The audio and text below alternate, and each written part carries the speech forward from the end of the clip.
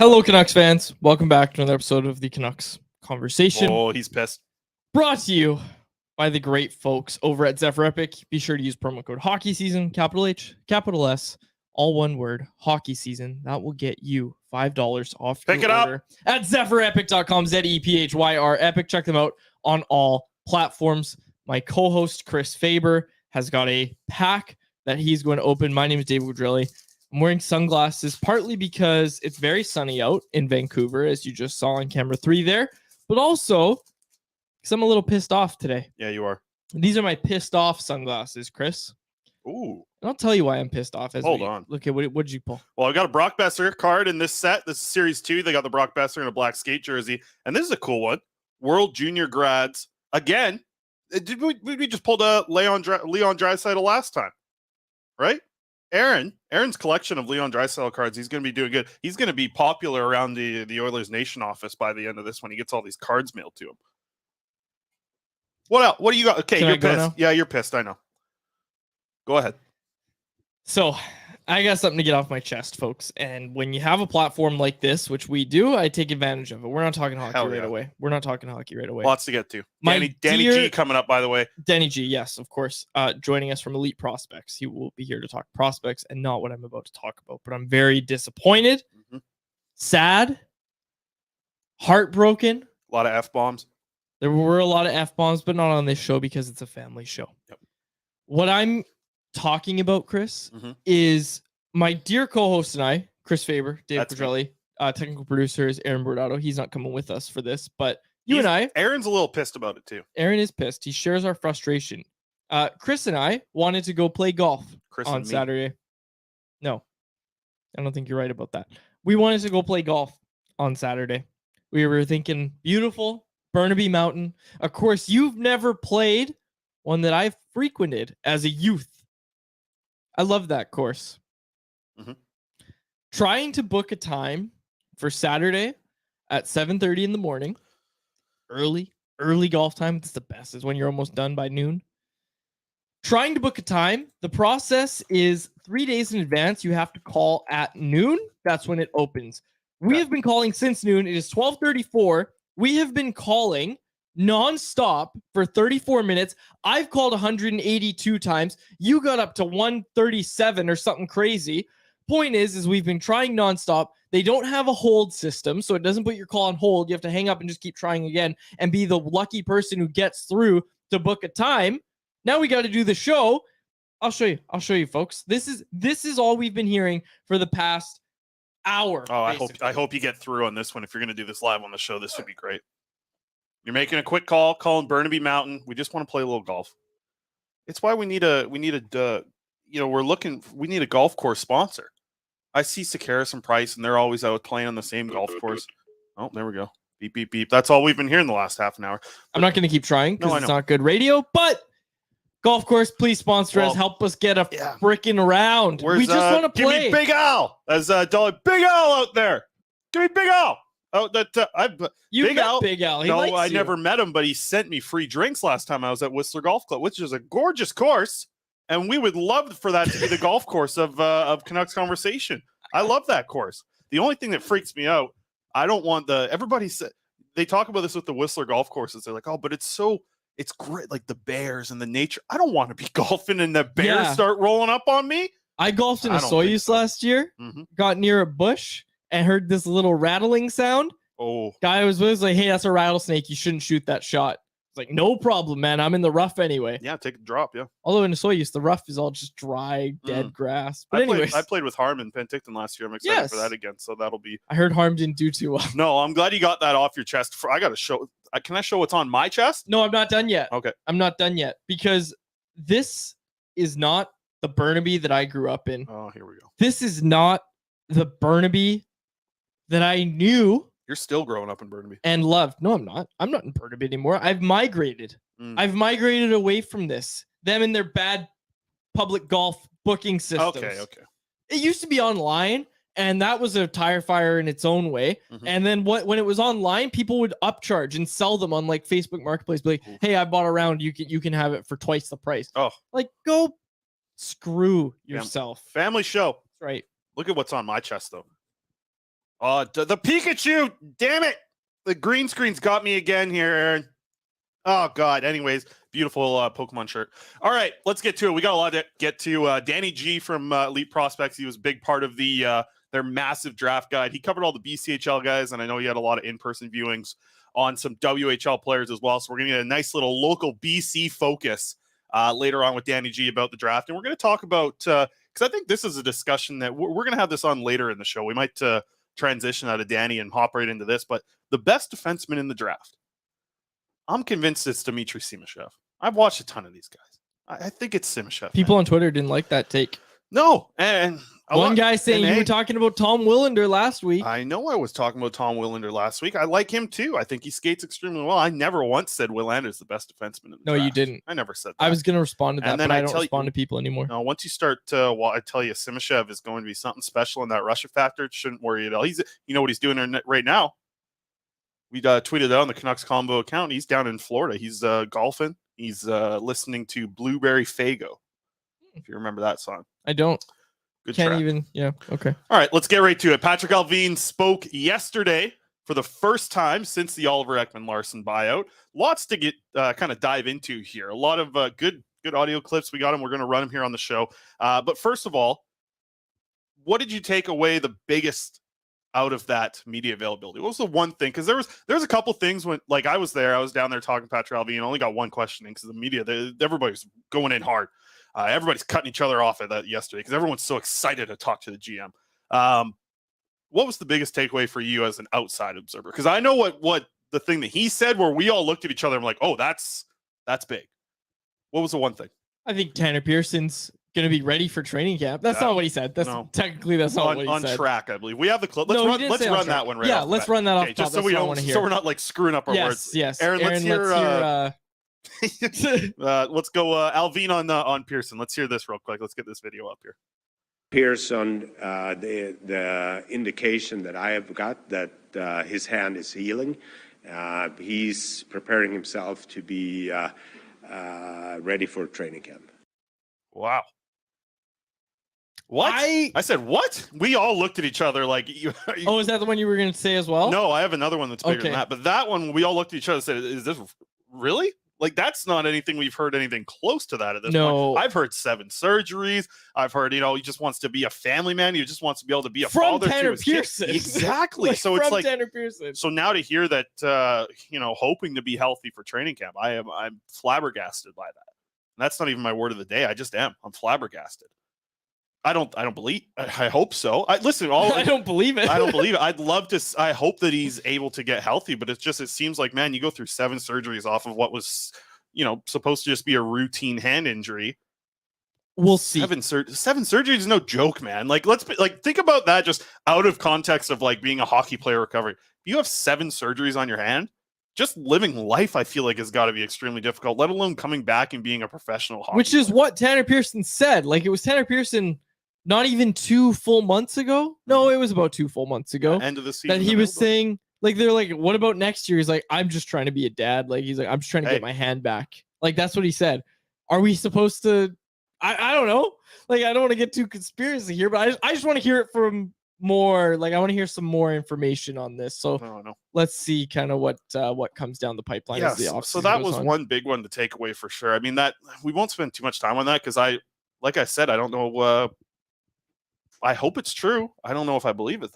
I find it very difficult to think that you're coming back from 7 surgeries. And the chat's going wild saying Faber-gasted. I was Faber-gasted yesterday. That's true. Okay, what was the other one? You were going to say something else. This one was the bigger one for me. It was the conversation around the 11th overall pick, where the Vancouver Canucks are right now scheduled to select in the NHL draft. And a lot of us, and we've floated on this show. I've brought some ideas to the show. We've talked about, hey, trading down options. Who are some of the teams like Nashville? We know they want to make a splash. Every team that hosts the draft ends up wanting to do that. Could the Vancouver Canucks be a team that's looking to make a splash on day 1 of the NHL draft? This was an interesting quote from Patrik Allvin. We were maybe kind of expecting some conversation about trading down, adding that second round pick that they're missing. That's going to be so huge. I was very surprised to hear the general manager talk about trading up and that teams are calling about the pick, not necessarily in terms of trading down, but the teams that are calling maybe in the top 10. Let's hear from Patrik Allvin talking about the 11th overall pick and potentially trading up in the draft if the right player's there? I think our scouting staff has prepared really well for the whole year, and they're really excited about number 11. Again, I trying to be part of discussions that, if we're going to do anything that makes us or team better, I'm just not looking to just do a trade for the purpose of doing a trade. But there is a lot of calls regarding pick number 11, and I'm looking at options if we're going to trade up, if that's something we have a chance to do, to get a player that the scouting staff has identified to be a more intriguing player than the one we're going to get at 11. Getting a lot of calls on pick 11, Allvin says. Most moved pick in the last, 10 years? 2 of the last 4 years it's been moved. Yes, 2 of the last 4 years it's been moved. Look, this team seems to like Leo Carlson. Mm-hmm. Apparently they like Matvei Michkov. I don't know if they like him enough to trade up for him, but Allvin in that Swedish newspaper said that he liked Leo Carlson, and he even said in that newspaper that he didn't, it wasn't against the idea of moving up. Yeah. So to hear him say that here and that teams are calling on the pick, that is very interesting. That is like I don't know if Columbus is the best example. Mm-hmm. Or Anaheim. Who's number 4? San Jose.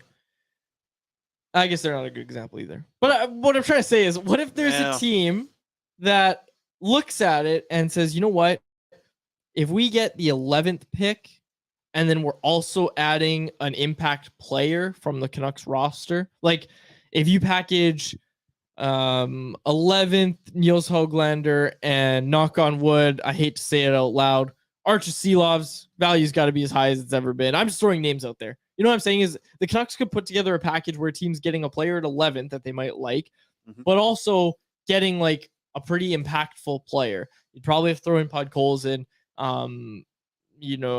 Obviously I don't think Elias Pettersson would be in play, but then I also don't know if the Canucks have the assets to really trade up. Like that's what I kept coming back to, is it's like, yeah, it's great he's talking about trading up, but what I think is more realistic than trading into like the top 3 is, okay, we see a player we like that we think is going to probably go 7th or 8th. We're going to make a trade with the team in 6th or 7th. Because we want to make sure that we get that player first. Yeah, the one that makes the most sense. I mean, there's 2 players that jump right out to me. I think the first one is David Reinbacher. If they really want that right shot defenseman, I think Reinbacher is the best available one. And maybe that's a trade up to maybe 9, right? Maybe you want to jump. The St. Louis Blues, and who, by the way, in the graphic there, I've never seen it written St. Louis, SAINT.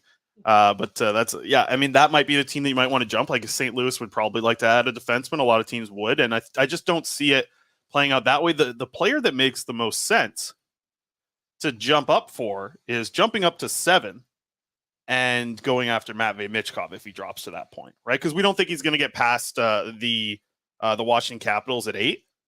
But I could see him sliding down to 7. That wouldn't shock me a ton. I think that's a possibility. So I don't know. That's where I would look at that point. But the trading up thing was very curious. And that was kind of the big one that us down there we're doing the media availability are looking at him and we're thinking, wow, I did not expect that to come. But I think when you put the pieces together and you hear the rumblings around the Vancouver Canucks and who their scouting staff likes, hey, if they value Michkov as the 2nd most talented player in this draft, trading up to 7th isn't the worst idea if he's there. So I'm curious to see what happens with that. But also, we'll get to this later on in the show. With what assets? Yeah. You don't have a 2nd-round pick to trade unless you're going 3 drafts down the road, right? Corey with a really good point. This would be so much easier if they hadn't tried to win every game down the stretch. Hey, you wouldn't have to trade up. Why don't we trade up this show and bring on our guest now? Danny G joining us now from EPRinkside, a big part of the Elite Prospects Draft Guide, which we've spent hours talking about, reading, all that good stuff. Danny did a great job covering, I know, a lot of the Western stuff and actually getting into the rink. An old school scout here in Danny G. Dan, how you doing, man? I'm good. How are you guys doing? Doing pretty great. I'm excited to get I've been better. Well, he's lots going here. He's at his golf situation. We might have to come up there and golf with you, Dan, next time. Hey, you spent a lot of time covering the BCHL prospects, which is something we haven't spent a lot of time on here on this show, to be 100% honest. I'm talking to Hoyt Stanley actually in 2 hours from now, so I want to start there with the right shot defenseman out of Victoria, playing for the Grizzlies, not the Royals quad. You don't know anything BCHL. Oh, I know BCHL. No, don't even start not with like me. I do. Not don't like I even do start. on the island. Don't even start. Hoyt Stanley, you guys got him ranked at 84th on your rankings. That surprised me a little bit. Were you the guy pushing to get him that high? And what is Hoyt Stanley? What kind of player are we looking at here? I know big right shot defenseman. What else? Well, we first saw Hoyt Stanley at the BCHL showcase in Chilliwack. It's where all the teams kind of come together and play. And he was quite interesting at the time. He stood out among a lot of the other players just because of the physical tools that he possessed. Like, you're looking at a tall 6'2" defender who's a right-hand shot, who skates fairly well.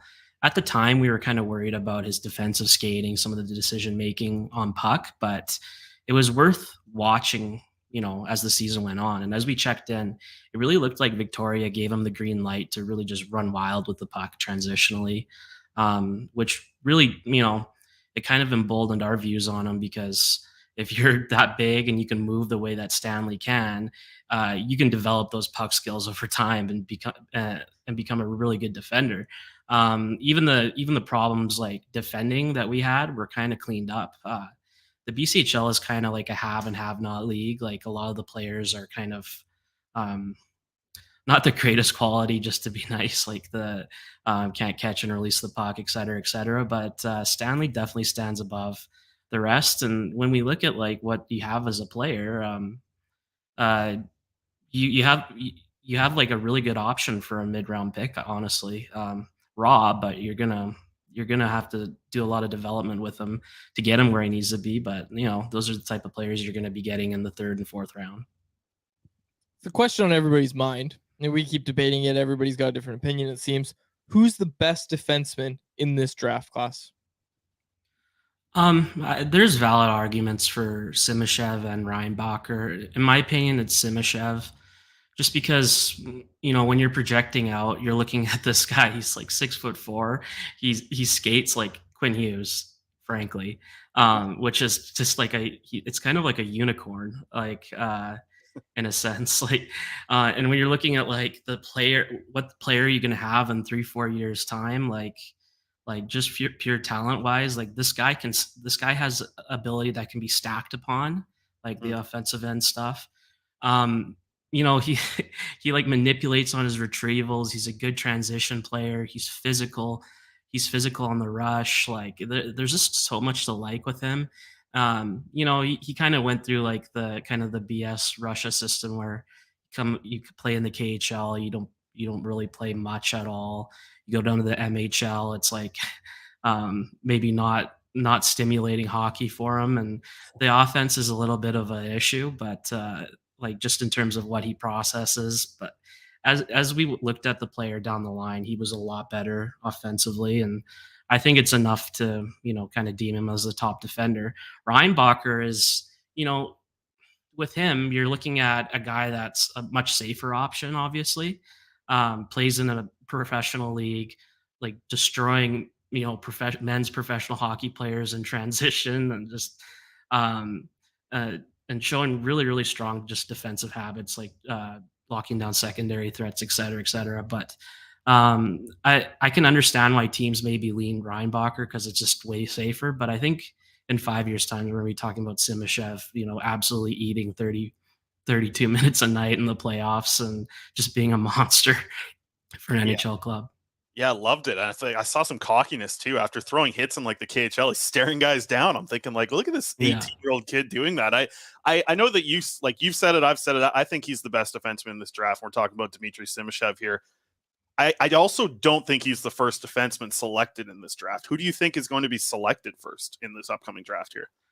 I think it's going to be Reinbacher, and he's going to go really high. Like, you're going to see a team, probably like even Montreal or Arizona, if they don't see their guy, like maybe Montreal's on on Will Smith or something like that, and maybe he goes early. I think that's like a possibility, but I think he's going in the top 10 way before the Canucks pick, just because you have a high floor, you have considerable upside. Um, he's played in the professional league. He can step in pretty much immediately, and then you have to, like, the NHL is all about trends, and he's just so reminiscent of Moritz Seider and Yeah. the success that Detroit's had with him that I think that it's an easy decision for one of those teams that needs a defender, and then this handedness too, right? He's a right shot defender. It's that kind of sews it all up for him. Well, hey, let's just round it out. Where are you at with Tom Willander and Axel Sandin Pellikka? Where do you expect them to go in this draft? What are some positive and negatives about either of these guys? Because depending how that top 10 shakes out, like, you might see both Simashev and Reinbacher picked. I think I'd be a little bit surprised if that did happen, but that might leave a defenseman there for the Canucks where you're thinking, hey, they've had their dinner with Willander. Axel Sandin Pellikka is Swedish, so like you can do the ties together there as well. The fact that they both are. Where are you at with those two, and where do you think they should be picked in this draft? Um, they're different players for sure, right? Like Axel Sandin Pellikka, he's always involved in the offense. Every touch, he's rotating, he's running up as the net front, he's switching off to the point, activating on the weak side. Like, he's just always involved. The thing that kind of scares you is it's a common thing with a lot of highly drafted Swedish prospects recently, like Victor Soderstrom, Arizona, and Nils Lundqvist, is how are they going to handle the NHL forecheck? And even in situations where Sandin Pellikka is, going back on a retrieval, there's some panic in his game. And we at Elite Prospects, we've completely like changed our kind of philosophy on these guys. We used to rank them really, really high because we like the skill level, we like the upside of them, but they just have not been turning out. Whereas Willander, his his mobility, his edges are amazing. Like, he can manipulate off the retrieval. He tanks physicality. He plays way too fast, and that's a big problem because he has little nuance in his game, and so he just kind of chucks pucks in the middle of the ice and hits people in their feet and that type of thing. But like, I think when you're looking at both of them, there's a more projectable player in Willander, and then like, although fit really shouldn't be a thing when you're drafting for best available player, I don't see a situation where Axel Sandin Pellikka can really live in the Canucks roster properly. Like, he needs a lot of touches as a primary power play quarterback, and he's not better than Quinn Hughes. And they have Filip Hronek as well, right? Who's a right shot defender that's going to get those chances. I just don't see like he can be, like, you're basically neutering him essentially, like, as a player, if you don't give him that power play time. And that's why I think there's more interest in Willander, who can potentially be a partner for Quinn Hughes or someone else who's a stout defender, just spammed. He's so mobile that he can just be in the face of the puck carrier nonstop, and it's almost hilarious when attackers are trying to move up and down the boards. He's just with them, like cross checking them, pushing them into space where there's just like, you can't really do anything. So I think Axel Sandin Pellikka, higher upside, right? Potential for your number one defender. Willander, the upside slower, but the floor is a lot higher. I was very happy that you brought up Soderstrom, because I remember being so impressed with him in J20 play and thinking in his draft year that he was someone that I would like the Canucks to go after, because I didn't think, I guess that was the same draft as Quinn Hughes, I believe. And I think that was the option that I thought. I said, hey, if they can't get him, let's get Soderstrom. This kid's really good. I feel like I learned from Soderstrom that Axel Sandin Pellikka feels like a similar player of, hey, he looked great in U20.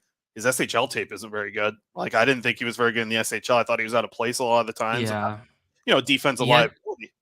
he had like a really weird season where he was really, really good in the beginning of the year, and then the play just kind of tailed off as the game started racking up, and then sent down to the Junior 20 National and played a lot better, and then had a really good under 18s and everything. But yeah, you worry about the panic in his game sometimes, and obviously, he's not even anywhere close as a good a defender as Willander or the other guys we've talked about, Simashev and Reinbacher, right? So maybe he's best available player. Maybe they go that way, and then you use the asset down the road. That's what good organizations do. But if you feel that Willander's fairly close, then it's a defensible decision to take him over Axel Sandin Pellikka, I believe.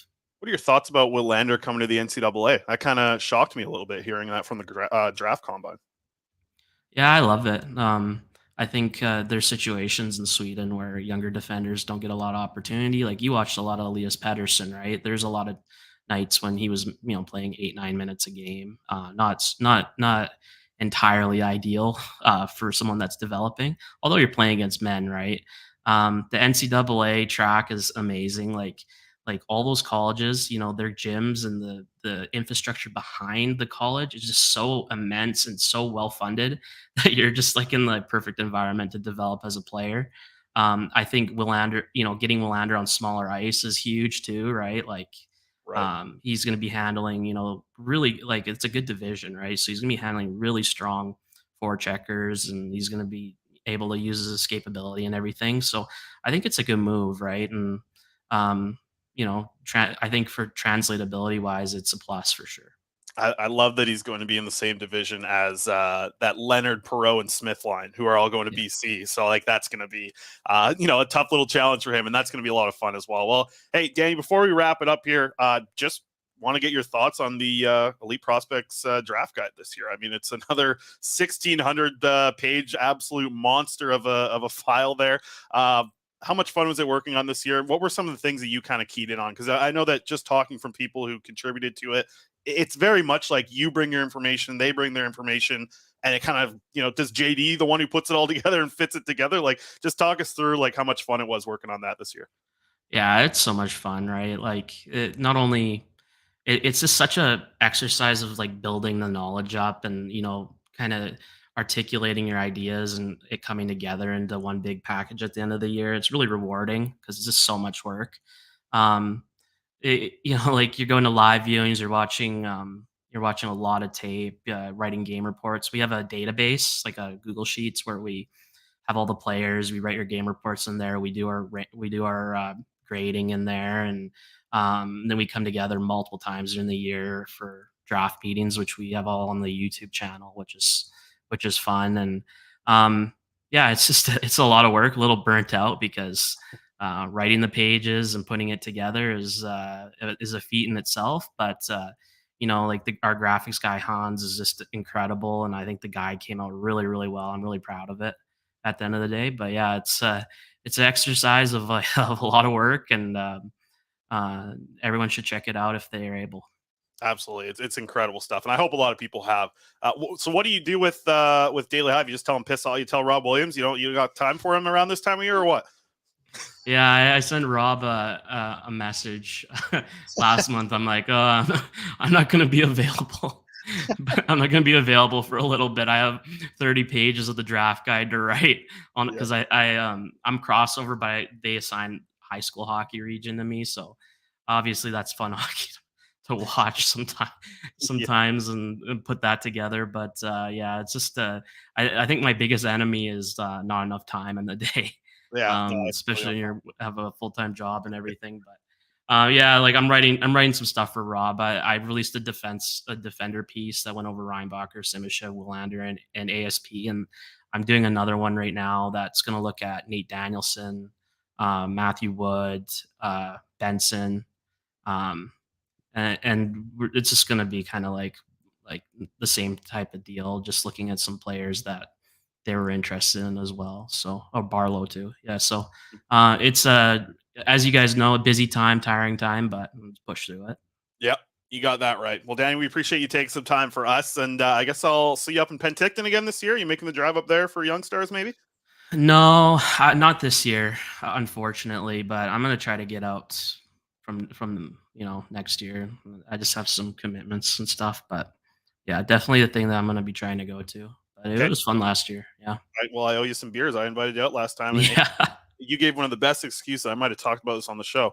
You already had too many steps in the day, and you didn't want to keep going. Well, Hey, I remember. I walked the whole town. I could not walk, right? Like I was like literally laying on the bed in my hotel. I'm like, oh my God, I don't even think I can walk down the street right now because I didn't rent a car. Hey, they got those scooters out there in Penticton. We'll do that. That's what we'll have to do next time. Well, Danny, appreciate you taking the time, man. Excellent work with EPRinkside. And we appreciate you jumping on with us here. Thanks for having me on. I appreciate it. You betcha. There he is. Danny G. Find him on Twitter. Daniel G. Scouting. Insightful as always. He's great. I I was mad that I got COVID last time right before. Remember when you had the one-on-one with Danny? Really? Yeah, I got COVID the day before, and I was really excited about it. I missed the last conversation. Oh, I when he was do on the remember show that. before. Yes, and Danny's great. Like really He carried you in that he episode. did. Holy smokes. I said to him too off the top of that interview, I said, Danny, I don't know anything that I'm about to ask you about, but let's hear it. And he was very good. Very I think I'm insightful, figuring out as the always. video here, by the way, too. I don't have the YouTube chat though anymore, so you got to keep active. Yeah. on the People YouTube were chat. commenting on your leggy video. I think I figured it out here. We'll have to see, but you know what? I'm not even going to say that because I probably it'll screw up at some point here. But let's dive into some other stuff here. So a lot of interesting draft stuff. Anything in the comments you want to get to real quick before we dive into here? Not really. Okay. Like, I don't know. A lot of good insight. A lot of people interacting in the comments. I'm just sad about my golf. I know. I'm just kidding. You didn't want to ask a question there the whole time because you're still mad about the whole golf situation. Karan said, what do you guys think of Bob McKenzie's list with Matthew Wood at 11? Now, Yeah. let's preface this by saying Bob McKenzie's list is always very similar to what actually happens on draft day. He compiles that list a lot through talking to scouts and talking to GMs that, quite frankly, other public scouts don't have access to because they're not Bob freaking McKenzie. Correct. So his list is always one that you kind of look at and say, okay, whoever's drafting at 11th must really like Matthew Wood. That is the Vancouver Canucks. Yeah.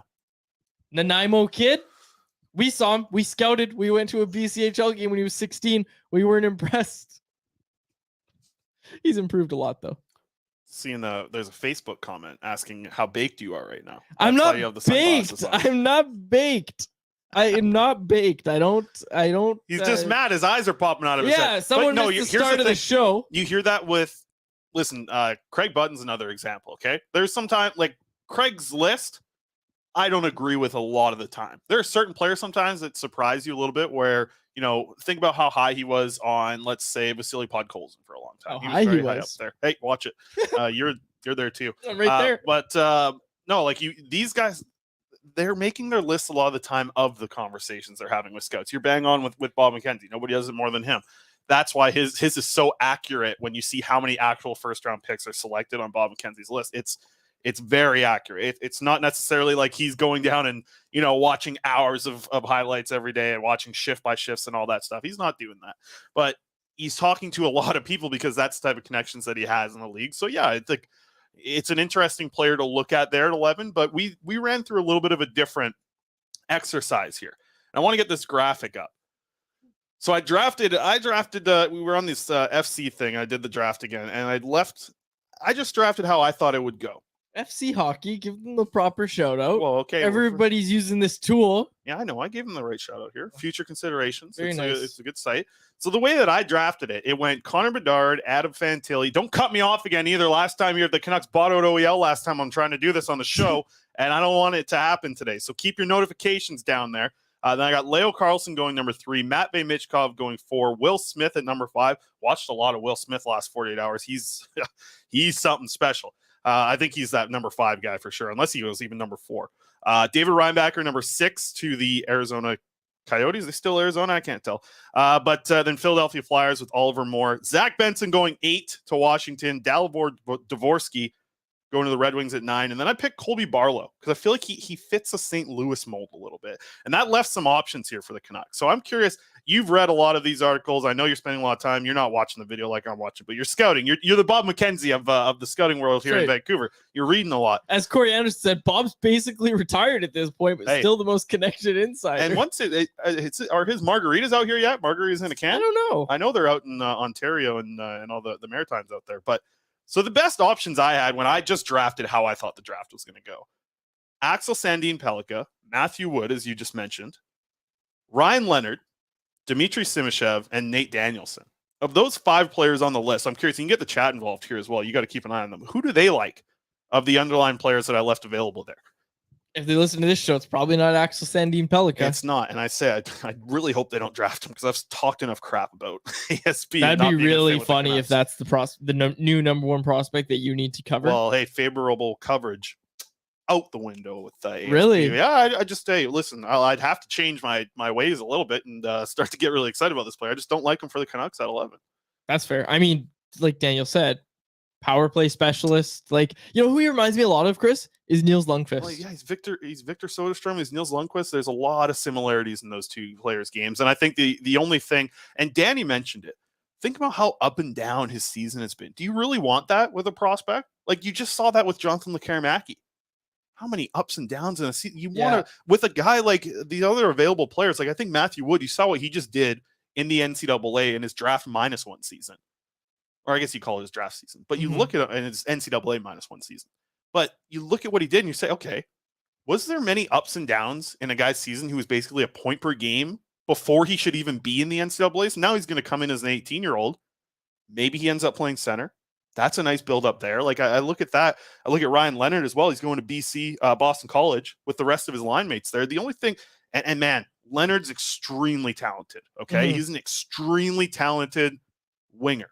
Okay. With all I know you go on Elite Prospects and it says he's a center. He didn't play center in this calendar year. Okay. So anybody that thinks he's a center doesn't look like that's the way it's going. Will Smith is the center of the line that he played with. And here's the other worry that I like Leonard. I think he's explosive. I really like him. Do you remember Oliver Wahlstrom's draft year? Yes. So he scored a ton of goals. He put up a ton of points. Best shot in the draft. And here's the other thing. They looked at Oliver Wahlstrom and they said, well, he maybe can play center. What's he doing now? He's in the NHL. He's scoring a decent amount. He's playing like a third line role.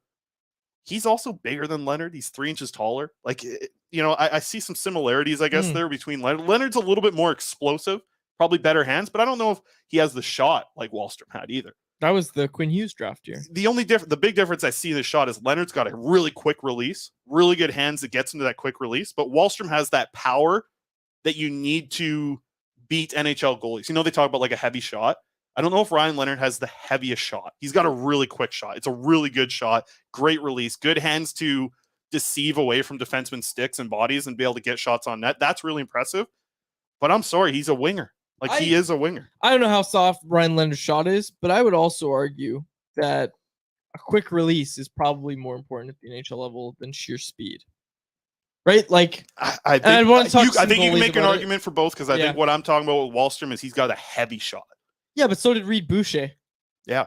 No, that's true. And I mean, like, yeah. Oh, so you're talking about actual pace of play. So I'm talking about the release of the shot. Sorry. No, I am talking about the quickness of like the release of your shot. But like, here's another guy, Brenny Gaunce. Brenny Gaunce had a good shot. Took a while to kind of lean into it and load it up, right? Yeah. Was able to score at the AHL when he had that extra second. Same with Reed Boucher, able to score at the AHL level when he had that extra second. Oliver Wahlstrom was able to score the AHL too. There you go. He doesn't have that, but he's scoring okay. I think all I'm saying is don't dismiss a quick release. I don't know how slow his shot is. No, you know better than I do. But I'm just my guy there for the Canucks, and specifically, I know you don't want to draft for position, and I know that a lot of rankings don't have Simashev in the top 15. I also just think a lot of those rankings haven't watched enough of this guy.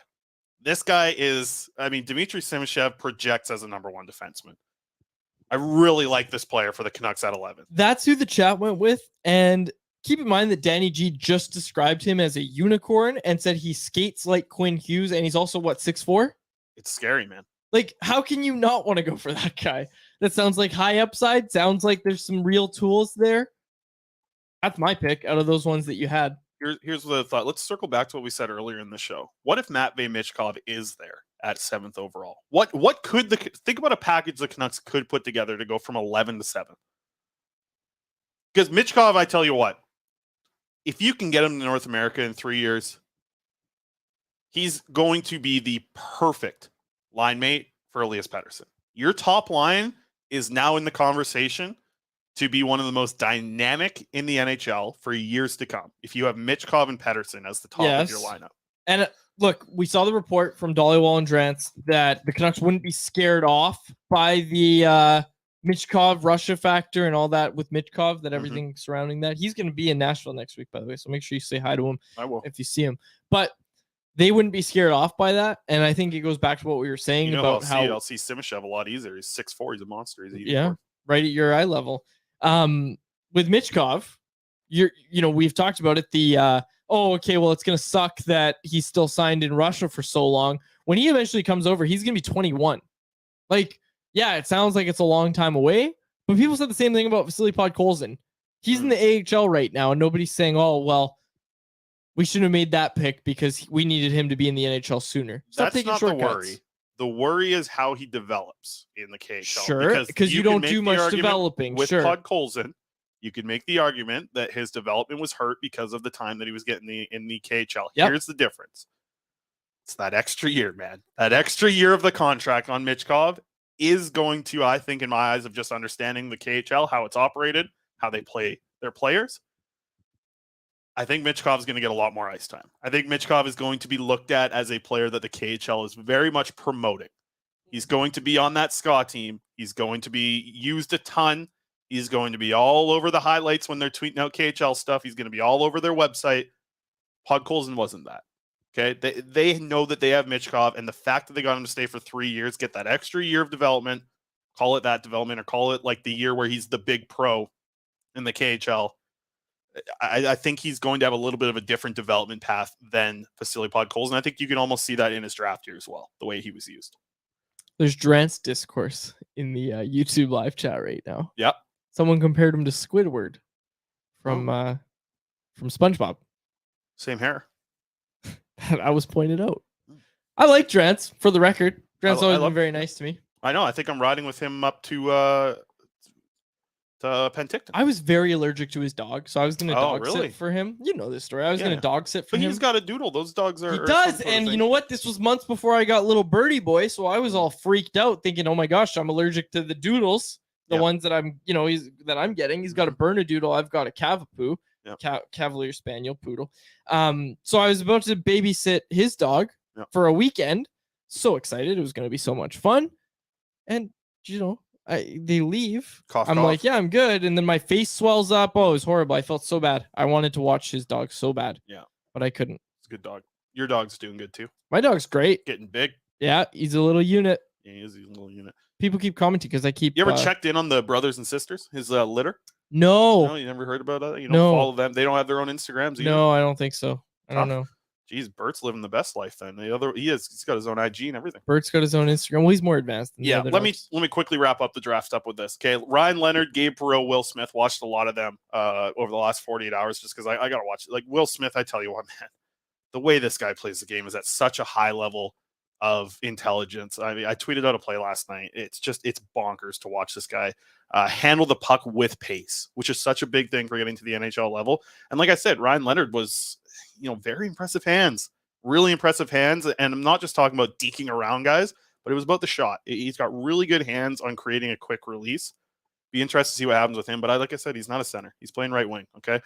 Gabe Perreault, he was involved a lot. I didn't think he drove play as much as the other two. I think that's why he's kind of sliding outside of what looks like the top 12 this year. But it feels very similar. One of those years where the United States national team just has some absolute studs. I think that's pretty damn impressive stuff there from them. And finally, there was one more thing that was mentioned in the Patrik Allvin press availability. We're getting to odds and ends now here, Aaron. Wrap it up. Odds and ends. This was mentioned by Patrik Allvin. It's not likely that there's going to be any more changes to the coaching staff, saying that Rick Tocchet will be spending more time on the power play. That's something that he did back in his Pittsburgh days. So obviously Allvin kind of has some confidence in that, in the player, in what Tocchet's going to do in that role, as well as you got the Sedins being more involved too, right? You got both the Sedins being involved more on the power play. And hey, this is something we all wanted anyways, right? When we heard the Vancouver Canucks were going to be adding the Sedins to the development team, we're like, hey, get him in with the power play, get him helping on the power play, right? And we saw that a lot at practice near the end of the season, especially after Tocchet took over. I think you really saw an investment from the Sedins being on the ice a lot more with the Vancouver Canucks. They were always doing it with Abbotsford.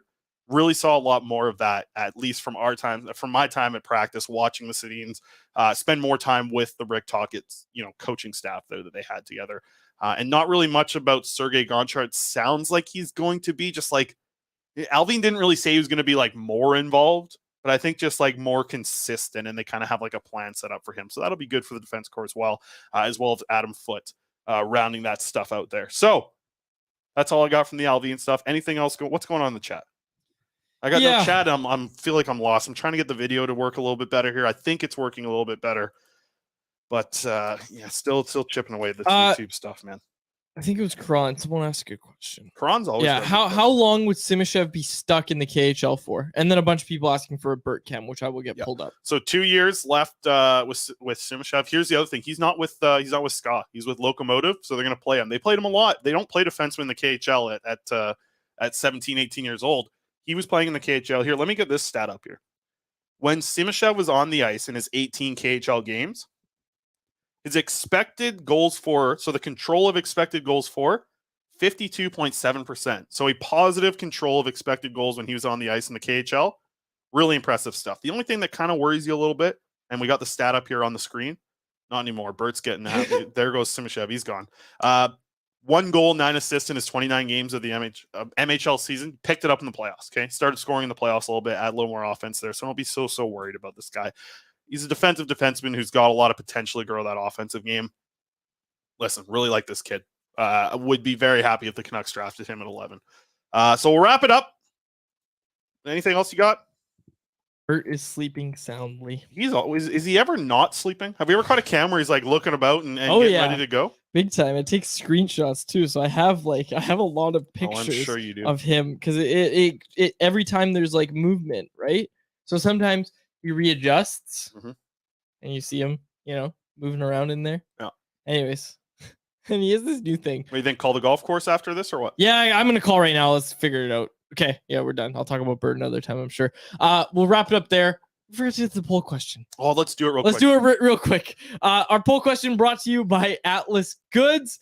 The great folks. I just want to see the percentage of the answers here.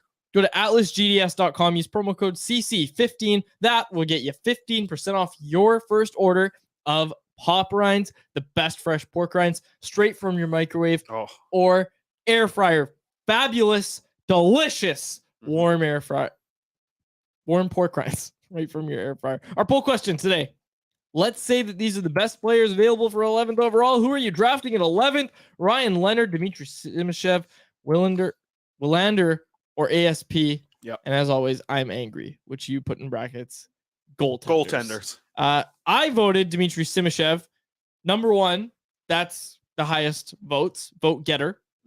50% say Dmitry Simashev. 19% say Ryan Leonard. 25% say Willander or ASP, the right defenseman in that chart or in the poll. And 6% say they are angry. Few people replied to it and said, just get a center or a right defenseman. Yep. No, there you go. Yeah, I mean, that's... Another person said, drop down and get assets. Here's the other thing about Simashev. Played a little bit of the right side last year, too. Okay? You can do it. They got so many lefties in Russia, the defensemen. Right? They got so many... They don't know how to make right shot guys unless it's Alexander Ovechkin. It's all lefties out there. So he played a little bit of the right side as well. Something to note anyways. Something to think about. Okay, we got to wrap it up. Oh, you tell me that? Oh, baby. Quinn Hughes and Dmitry Simashev on a pairing 3 years from now? Come on. Come on. We got to wrap it up. All Check out the batter's box. What the hell? Yeah, baseball podcast. It's a good one. It's a good one. I've heard it's very good. Okay, we'll wrap it up there. We'll be back tomorrow, no? Back tomorrow, yeah. Back tomorrow. Back in the saddle tomorrow, folks. But for now, I'm going to wrap it up. For my co-host, Chris Faber, producer, Aaron Bordato, and Burt.